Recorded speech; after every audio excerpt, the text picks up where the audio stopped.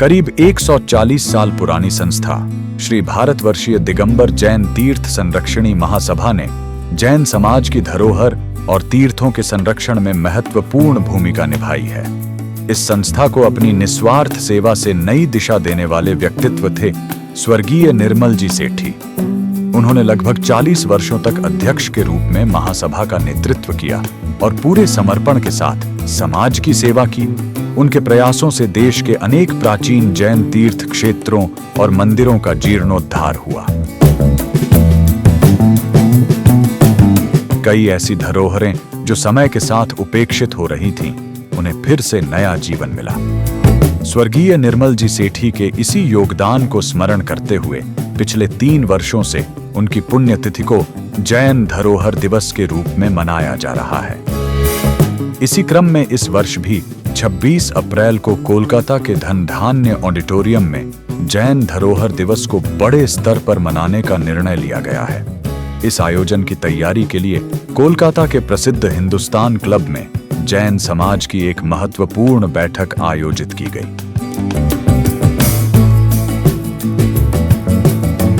बैठक में विशेष रूप से स्वर्गीय निर्मल जी सेठी के पुत्र श्री धर्मेंद्र जैन दिल्ली से कोलकाता पहुंचे।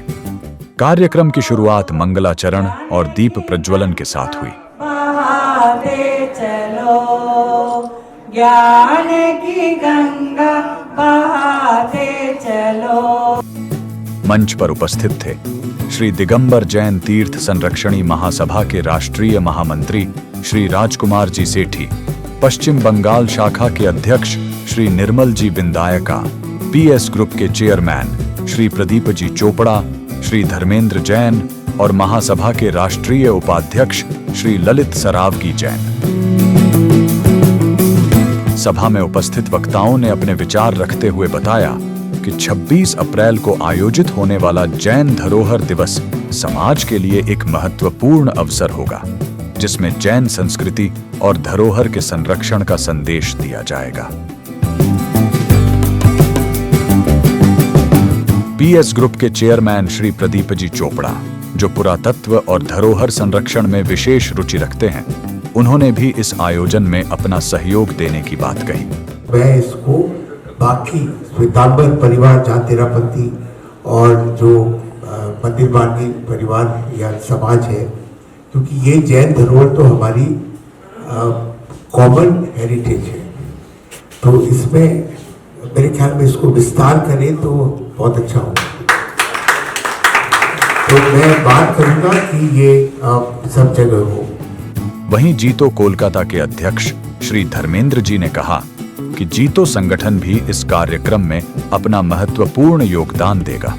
27 अप्रैल जब फाइनल किए तो मेरे तरफ से ये कमिटमेंट है कि इस बार पूरे वेस्ट बंगाल में हम लोग एक टाइम एक प्रोग्राम सब समाज के लोगों के साथ बैठ के डिस्कस करके जिस तरह से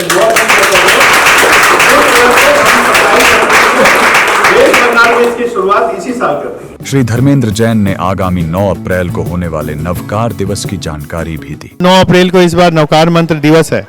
ये हम लोग स्टेडियम में नहीं करके 4 जगह में कर रहे हैं कि मानस्तंभ जो भी हम लोगों ने बनाया है, हमारा मेन कार्यक्रम वहाँ होगा।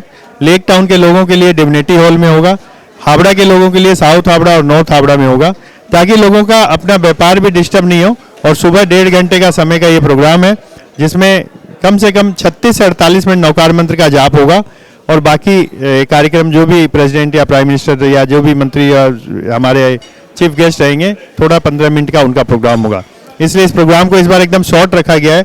महासभा के राष्ट्रीय उपाध्यक्ष और वाह जिंदगी के चेयरमैन श्री ललित सरावगी जैन ने आगामी जनसंख्या कार्यक्रम के लिए जैन समाज को अपना सुझाव दिया कि धर्म के कॉलम में जैन लिखें।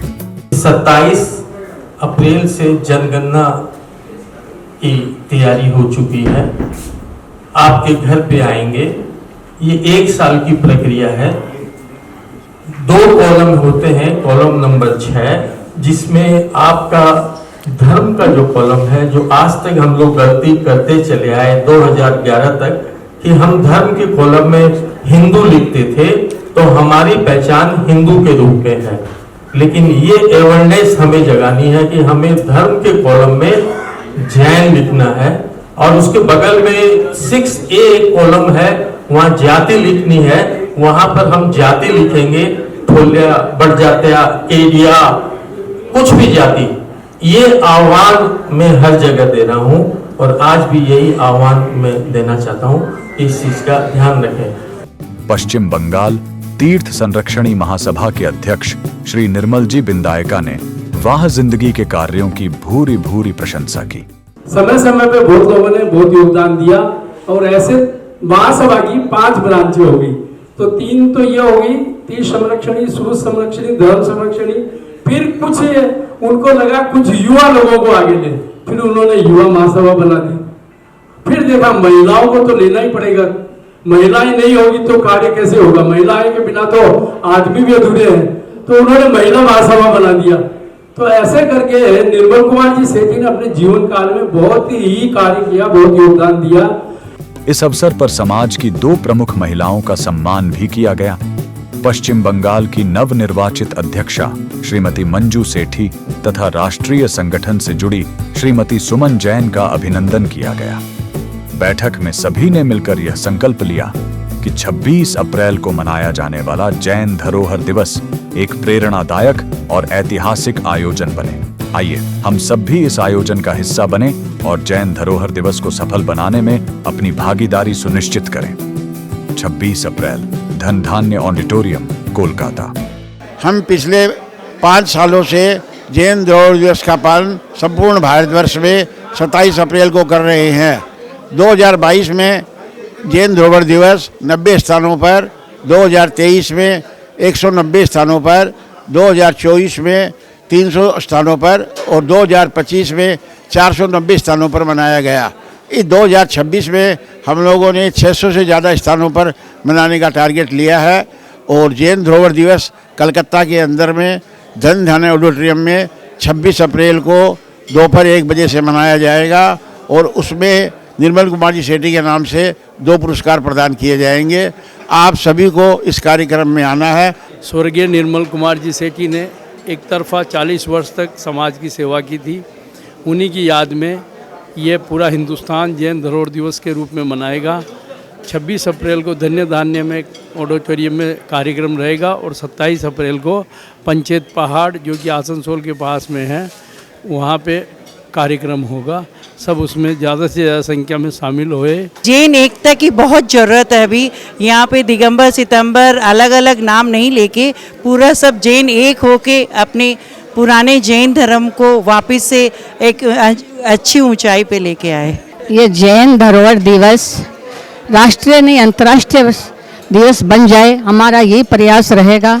सभी संप्रदाय को जोड़कर सभी एक मंच पर आकर एक ही दिन ये दिवस बनाएं, यह सबसे अच्छा इसका निर्णय रहेगा। जिस तरह से 1 साल से हम लोगों ने यहाँ जैन एकता का प्रोग्राम किया, पहले हम लोगों ने नौकार मंत्र किया जिसमें सारा जैन समाज एक मंच पे आया। उसके बाद क्षमोत्सव किया जिसमें पूरे जैन साधु श्रावक एक साथ मंच पे आए। अब ये जो जैन धरोहर दिवस है 27 अप्रैल को, इसको भी वेस्ट बंगाल में हम लोग इस तरह से मनाएंगे कि सारा समाज एक साथ एक स्टेज पे एक मंच पे जैन धरोहर, किसी भी व्यक्ति और समाज का ये सबसे बड़ा दायित्व होता है कि वो अपने धरोहर की सुरक्षा करे, उस धरोहर का सम्मान करे और जहाँ पे ज़रूरत हो सके उसका पुनर्निर्माण करे। वह जिंदगी भी जैन समाज के लिए काम करती है। मेरा ललित जी से भी आग्रह रहेगा कि वो इस चीज़ को पूरा प्रचार प्रसार करें। इस प्रोग्राम को हमारा मनाने का एक ही पर्पस है, जो बाबूजी की जो शैली थी, जो बाबूजी के विचार थे, जो बाबूजी की क्षमता थी, वो हम इसको कंटिन्यू आगे अपने ऊपर हम बढ़ाते हुए जाएं। जैन धर्म के पुरातत्व की रक्षा कैसे करें, इसी कार्यक्रम हम बाबूजी के को सच्ची श्रद्धांजलि दे सकते हैं। बाबूजी की जो पुरातत्व के बारे में या जीर्णोद्धार के बारे में जो उनकी विचारधारा थी, उसी को आगे बढ़ाने की दिशा में और उनकी अधूरी योजनाओं को पूरा करने के लिए और जो व्यक्ति कला एवं पुरातत्व, दर्शन एवं साहित्य पे अपने जैन धर्म के कार्यों को आगे बढ़ा रहे हैं, उन सबको प्रोत्साहित करने के लिए इस प्लेटफॉर्म के तहत हम लोग 2 पुरस्कार हर वर्ष देते हैं, जो एक जैन को देते हैं, एक नॉन जैन को देते हैं। तो उसी के सबको करते हुए ये प्रोग्राम हम लोग 26 अप्रैल को कलकत्ता में कर रहे हैं। इस साल जैन धर्म के सारे अनुयायी श्वेतांबर दिगंबर जैन धरोहर दिवस को मनाने जा रहे हैं। ये बहुत अच्छा इनिशिएटिव है, क्योंकि हमारी जो विरासत या धरोहर है उसका संरक्षण करना हम सब का कर्तव्य है। और ये सिर्फ जैनियों की विरासत या धरोहर नहीं है, ये सारी ह्यूमैनिटी की धरोहर है। इसके संरक्षण से आने वाली जो जनरेशन है उसके लिए हम एक गिफ्ट दे के जाएंगे। आज इस प्रोग्राम को देखते हुए लगता है कि जैन कम्युनिटी के लोग जुड़ना चाहते हैं और जुड़ रहे हैं, और सालों बाद ये काम बहुत अच्छे रूप से काम बढ़ रहा है। मैं बहुत ही खुश हूँ इस बात को लेकर। एक ऐसा अवसर जहां हम सब मिलकर अपनी जैन धरोहर को याद भी करेंगे और उसे सुरक्षित रखने का संकल्प भी लेंगे, जिससे हम सबकी जिंदगी बन जाए वाह जिंदगी।